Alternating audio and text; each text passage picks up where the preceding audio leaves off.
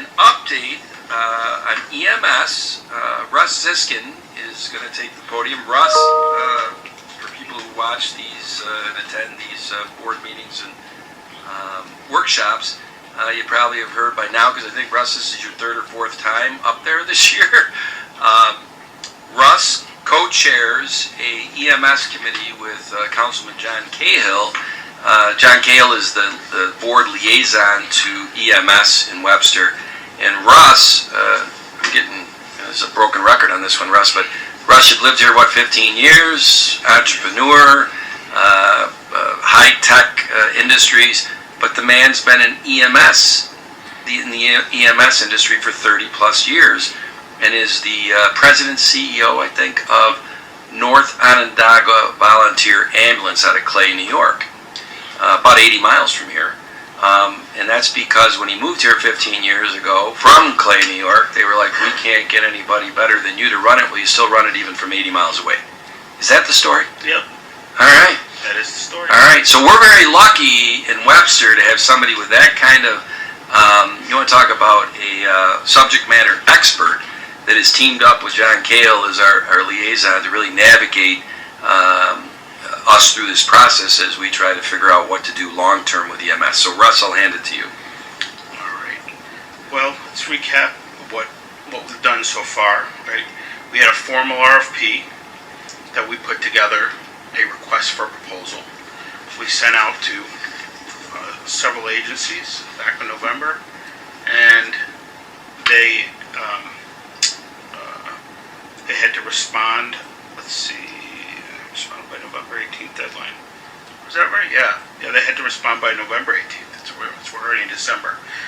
Only 2 agencies responded to the RFP and expressed interest, which was Penfield, which is currently doing the short-term contract, and Monroe Ambulance. Excuse me, Russ. Russ, could you speak into the microphone a little bit more? I'm not sure that people in the audience... No.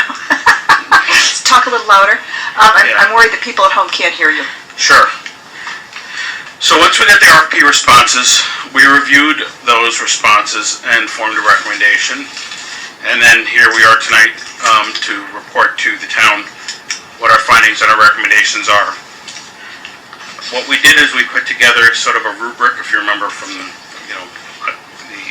your kids' days going to school, they had to answer things or figure out how they score things by rubric, or 14 key points that we considered, which they were on the next slide there. So I don't know if I need to read them out because they're posted online. They're right there on the slides. But so these are the metrics that we judged each of the RFPs by. And for the most part, the 2 ambulances are both very qualified to do what they do and what they proposed to do and what we needed them to do. But there were two points that were sort of the tipping points that leaned in favor of one agency, and that would have been, and that's Penfield. So that is our final recommendation, is that you accept the Penfield RFP, which really just is an acceptance for you all to negotiate a contract with them. It doesn't award anything. But those 2 points were the cost for subsidy was Penfield's was significantly less of a request for subsidy, and so that certainly has a big weight in when there's only 2 points. That's one of them. If all other things are equal, and the other more minor point that was a differentiator was that Penfield has contracts and a formal method for staging their ambulances. Right? They have agreements in place right now, and while Monroe certainly committed to being able to do that, and I'm sure they would have been able to, but they didn't have it in place. So that was more of a minor point. It was the subsidy was significantly different, and so everything else being equal, that winds up being our formal recommendation, is that you accept that proposal and go forward and negotiate a contract with Penfield. Russ, just once again, I just want to thank you for all the work and the amount of hours and dedication that you've put into This process and the process as a whole for the last 1+ years. I greatly appreciate it. No problem. Any questions? I don't have any questions. I don't have any questions. I understand the way things were scored, and Penfield has been serving the town with the short-term contract this year and is doing a great job. The metrics when they last presented to us were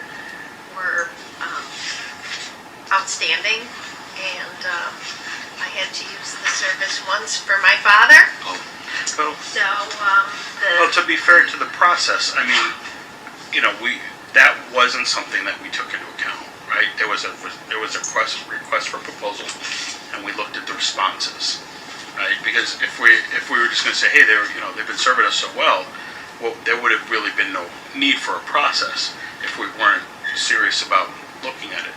And quite frankly, I think it was a hard decision because out of the other 12 points, everything was very equal. So I think we actually, as much as emotionally we think of, what they've done for us, but I think the committee, especially most of the committee other than John and I, don't live in Webster, right? We're emotionally detached from that particular piece. So I feel good that we were pretty fair in our evaluation. And it was that was an all-star committee. Yes, it was. It really, you had operational EMS people from Central to New York. You had Paul Adams, our finance chair, who I'd put him up against anybody on that end, and he's been dealing with billing issues and things because of us being a municipal ambulance for several years now. One of the billing companies, the owner of it, he was on this committee. Yep. And it's funny because I couldn't understand why Penfield's subsidy quote in their RFP was so much lower than Monroe's, and he explained it as the out-of-network and all that stuff that I don't think any layman would have understood that. Yeah. So having somebody that, like that on the committee, and then you had a couple of chiefs from Monroe County. And and again, with like Sheehan from the billing company, he didn't have a dog in this fight. No. Right. So again, we tried to be, really detached from what was going on the last year or so, and be fair to the process. Yeah. So I feel pretty comfortable. Wish we could have, had everybody play in the Webster sandbox, but. Well, it's funny, what I said at our last workshop presentation, we've come a long way on the Webster today in the 5 years from when we first proposed doing that periodical. Just in the last year, I thought to myself today that we were in this boardroom almost a year to the day, a year ago, and there was a proposal, a resolution on the agenda to have an emergency funding to our, at that time, our EMS agency. The town board decided not to do that emergency funding. And then what has happened the last year since then is pretty amazing. It really is. And I think we're on the cusp of, we have a resolution on the regular board meeting agenda tonight that if the board says, hey, that's the recommendation of the committee, that John Cale, one of our board members, was on.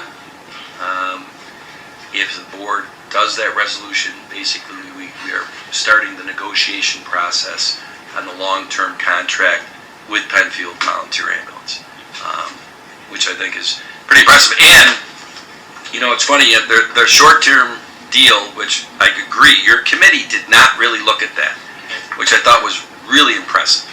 That ended up being $128,000 in 2024. And when the town board was doing our town budget for 25, and we're like, we don't know what we're going to have for EMS, we settled on a number of $100,000 for EMS for the 2025 budget. But we knew, Paul, we talked about it, like, that's the budget, but we'll see what ends up happening with what direction we go. I don't know how coincidental it is, but the RFP for Penfield's subsidy from the town taxpayers, from our general fund, for 2025 is $100,000. I mean, EMS is going to remain a tumultuous place and business, so unfortunately, it's going to take up time. It's going to continue to take time. January 1st, as some of you know, the direct bill pay will be enforced, and so hopefully that will have a positive impact on the cost of EMS to the town. Previously, the insurance companies would send checks to the patients. You've heard me all say this. My organization, that's about $250,000 a year for checks that people don't turn into us. So on January 1st, the theory is those checks are coming to us. Yeah. So that should help offset costs. So, I don't think Penfield had quite that, bad a payer or receipt problem, but hopefully they'll benefit from it, and that'll benefit the town as well. But there's a lot of other things going on in EMS that we'll see. The word on the street is the federal grants that are given out every year, 98% go to fire departments and fire service things, that they are going to have some significant consideration for EMS this year. I don't know what that means. If we go from 2% to 4%, I guess that's significant. But so it'll be interesting to see.